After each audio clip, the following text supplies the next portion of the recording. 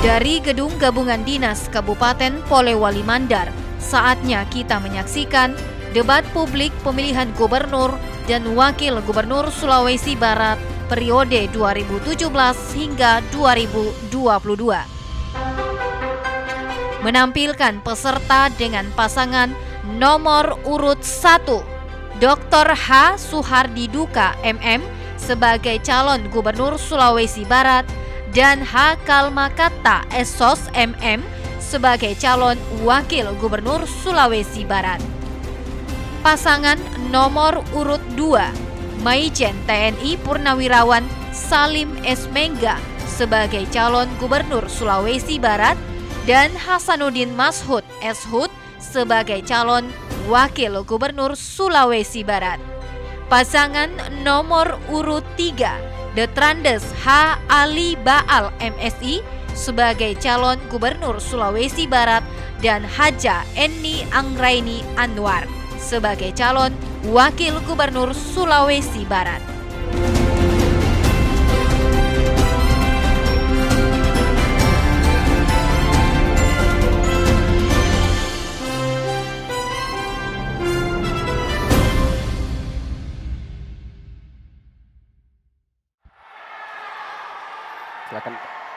Silakan Pak.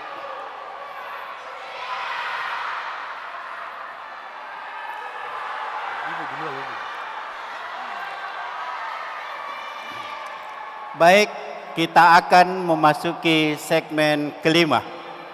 Pertanyaan dari pasangan calon yang akan dijawab oleh pasangan calon yang lain, kemudian ditanggapi kembali. Yang pertama, saya persilahkan pasangan nomor urut 3 mengajukan pertanyaan kepada pasangan calon nomor urut 2. 1 menit dari sekarang. Baik, untuk pasangan paslon nomor urut 2, setelah kami mempelajari dokumen dari visi misi, khususnya dalam peningkatan kualitas sumber daya manusia, di situ Bapak menyebutkan akan meningkatkan kualitas dan pemerataan pendidikan melalui penggalakan program wajib belajar 9 tahun, termasuk peningkatan sarana pendidikan dasar dan menengah. Jika berbicara masalah pendidikan, saat ini yang dicanangkan oleh program pemerintah adalah wajib belajar 12 tahun, bukan 9 tahun lagi. Yang di dalamnya sekarang telah mencakup pendidikan menengah yang menjadi kewenangan di provinsi. Jadi bagaimana Bapak bisa meningkatkan kualitas pendidikan di Sulawesi Barat sebagai bentuk pelayanan kepada masyarakat, sementara pendekatan yang Bapak lakukan adalah 9 tahun. Terima kasih. Ya, cukup. Selanjutnya pasangan nomor urut 2 menjawab pertanyaan dari pasangan nomor 3 tadi, 1,5 menit dari sekarang. Terima kasih. Substansi dari visi misi adalah peningkatan kualitas pendidikan. Karena itu ke depan, peningkatan kualitas pendidikan harus dimulai level pendidikan terbawah, mulai prasekolah sampai ke perguruan tinggi. Oleh karena itu kami ke depan akan mencoba menyiapkan anggaran buat para siswa-siswa kita yang karena orang tuanya tidak mampu, tidak bisa melanjutkan pendidikannya ke perguruan tinggi. Yang kedua, mereka yang putus sekolah, kita adakan pelatihan. Sumber-sumber dananya kita bisa ambil dari PAD yang ada. Banyak sekali sumber-sumber dana yang dapat kita manfaatkan dengan melakukan efisiensi terhadap anggaran-anggaran yang selama ini dihabiskan hanya untuk acara-acara protokoler. Karena itu, saya akan mencoba merancang ke depan bagaimana meningkatkan kualitas pendidikan kita mulai prasekolah, sekolah dasar, sekolah lanjutan pertama sampai ke perguruan tinggi dengan memberikan subsidi untuk meningkatkan kualitas mereka. Ya, cukup. Selanjutnya saya persilahkan pasangan nomor urut 3 untuk menanggapi jawaban dari paslon nomor urut 2. 1 menit dari sekarang. Ya, baik. Kami mengerti akan apa usaha Bapak, cuma yang kami ingin penjelasan, mengapa Bapak membilang hanya 9 tahun, sedangkan kita ini nasional sudah 12 tahun menggalakkan pendidikan. Hanya mohon penjelasan Pak, kenapa hanya 9 tahun? Walaupun Bapak bilang dari tingkat PAUD sampai tingkat mahasiswa, tapi yang kami tanyakan, kenapa Bapak hanya menggalakkan 9 tahun di Sulawesi Barat ini? Berarti kemunduran yang akan terjadi Pak. Terima kasih. Masih ada 30 detik. Silakan. Saya tadi sudah sampaikan bahwa substansi. Maaf, nomor urut 3. Pasan nomor urut 3. Silakan, masih ada 20 menit. Tanggapan. Masih ada waktunya, Bu. Iya, maksud kami, kenapa Bapak hanya menggalakkan 9 tahun? Sedangkan kita di Sulawesi Barat saja sudah menggalakkan 12 tahun. Iya, mungkin bisa ditambah oleh Bapak. Saya kira Pak Salim, kita fokus saja ke kewenangan kita SMA SMK. Seperti itu. Ya, terima kasih. Kemudian kembali saya persilahkan pasangan nomor urut 3 untuk mengajukan pertanyaan kepada pasangan nomor urut 1. 1 menit dari sekarang. Terima kasih. Saya melihat di dalam visi saudara, isinya yang kedua adalah program prioritas kedua tertuang dalam visi misi Bapak disebutkan akan melakukan perbaikan layanan kesehatan dengan mengalokasikan anggaran subsidi untuk kesehatan melalui kerjasama dengan BPJS. Menurut saya, subsidi BPJS hanya akan diberikan jaminan pelayanan kesehatan, tidak memberikan layanan kesehatan. Dalam Kepres nomor 12 tahun 2013 tentang JKN, Jaminan Kesehatan Nasional, bahwa pada tahun 2019 pemerintah sudah memberi jaminan layanan kesehatan.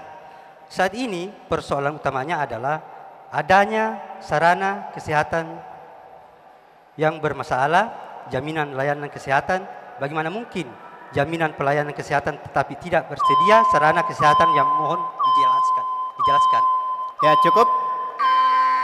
Ya, selanjutnya saya persilahkan pasangan nomor urut 1 untuk menjawab 1,5 menit dari sekarang. Baik, alangkah banyak masyarakat kita yang takut ke rumah sakit, akhirnya pergi berdukung. Kenapa? Karena tidak memiliki jaminan kesehatan, asuransi jaminan kesehatan.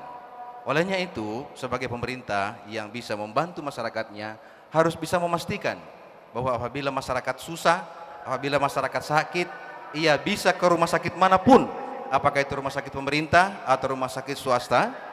Sekarang ini kita harus melihat juga bahwa rumah sakit bukan lagi manajemen langsung pemerintah. Rumah sakit sekarang ini sudah orientasi bisnis. Dia sudah menjadi badan layanan umum. Olehnya itu rumah sakit pemerintah pun tidak boleh rugi.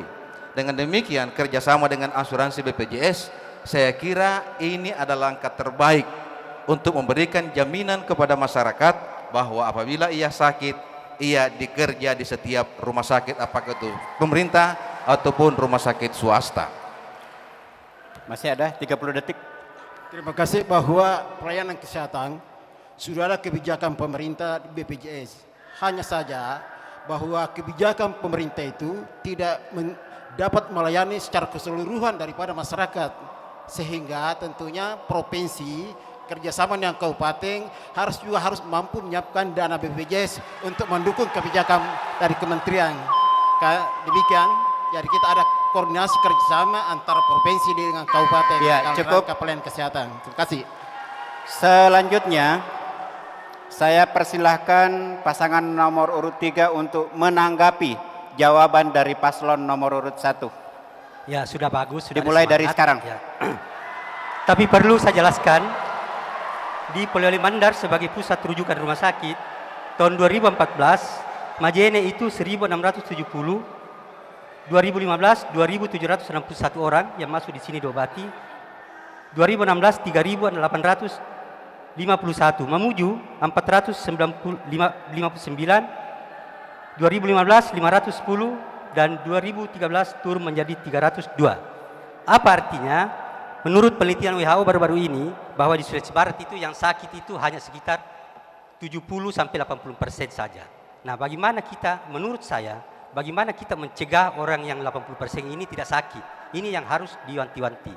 untuk menerjunkan bagaimana caranya kita semuanya, para medis, dokter semuanya yang punya waktu yang luang memberikan informasi kesehatan di masyarakat. Kemudian seperti itu. Kemudian baru sarana prasarananya, baru layanannya. Ya, untuk cukup. memberikan Terima bantuan. kasih. Seperti itu. Bukan terus bantuan. Selanjutnya, saya persilahkan paslon nomor urut 1 untuk bertanya kepada paslon nomor urut 2, dimulai dari sekarang. Masyarakat butuh jaminan. Semakin miskin orang, semakin rentan akan sakit karena pekerjaannya berat. Dengan demikian, ini yang dibutuhkan. Tentu dari sisi layanan itu adalah kewajiban pemerintah. Masuk visi misi, tidak masuk visi misi, layanan publik yang dikelola oleh pemerintah harus tidak bisa membedakan antara satu dengan yang lain, harus egaliter. Ini kewajiban utama kita. Ya. Dengan demikian yang perlu kita perhatikan adalah bagaimana kita memberatkan perhatian kita kepada masyarakat, utamanya jangan takut masuk di rumah sakit. Walaupun rumah sakitmu bagus, tapi masyarakat tidak ada yang masuk karena takut, tidak punya jaminan kesehatan. Apa yang mau dilayani di rumah sakit kalau masyarakat tidak masuk? Ini yang menjadi persoalan kita. Saya kira hal-hal seperti itu kita satu sisi beda pendapat, tapi di sisi lain saya juga mengatakan bahwa masyarakat perlu kita jamin asuransinya. Ya, selanjutnya saya persilakan pasangan nomor urut 2 untuk menjawab 1,5 menit dari sekarang. Apa yang ditanyakan?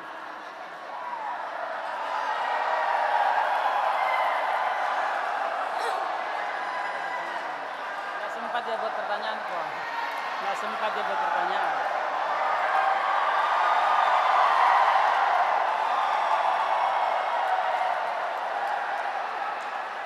Ya udah benar.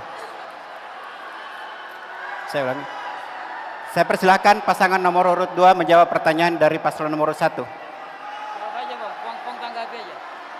Kita tanggapi, belum ada sempat ada pertanyaan, tapi ya itu kesehatan kita punya program. Apanya? Yuk menjawab.